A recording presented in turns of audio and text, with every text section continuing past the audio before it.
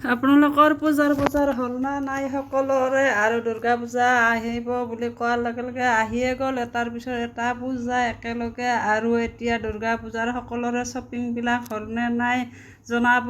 আৰু আমাৰ একো শ্বপিং হোৱা নাই, কিন্তু আমাৰ ঘৰৰ এজন দেৱৰে লৈছিল এখন গাড়ী, সেইখন গাড়ীতে অলপ ফুৰি আহিলোঁ। আমি ফুৰিব গৈছিলোঁ আৰু সেইটোকে আপোনালোককো দেখাই দিলোঁ। একেলগে আমি তামচা ফূৰ্তি কৰি গৈছিলোঁ ফুৰিব, সেইকাৰণে দেখালোঁ। আপোনালোককো চাই থাকিব শেষলৈকে। ভিডিঅ'টো ভাল লাগিলে লাইক আৰু ছাবস্ক্ৰাইব কৰি দিব নাপাহৰিব।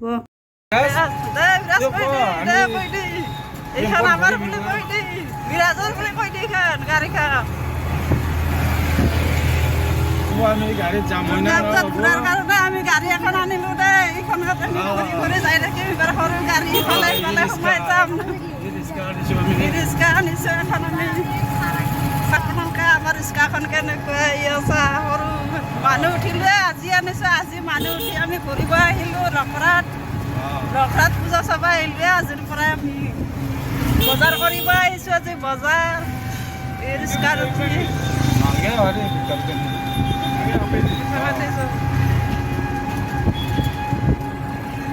গাড়ী ল আগে দি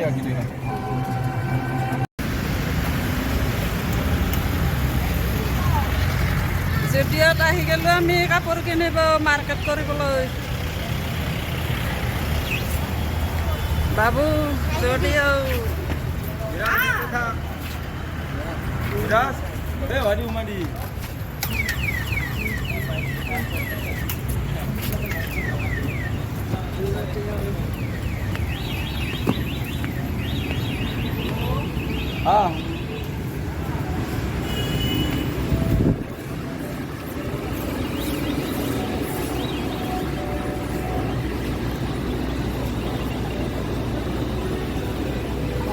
কাপোৰ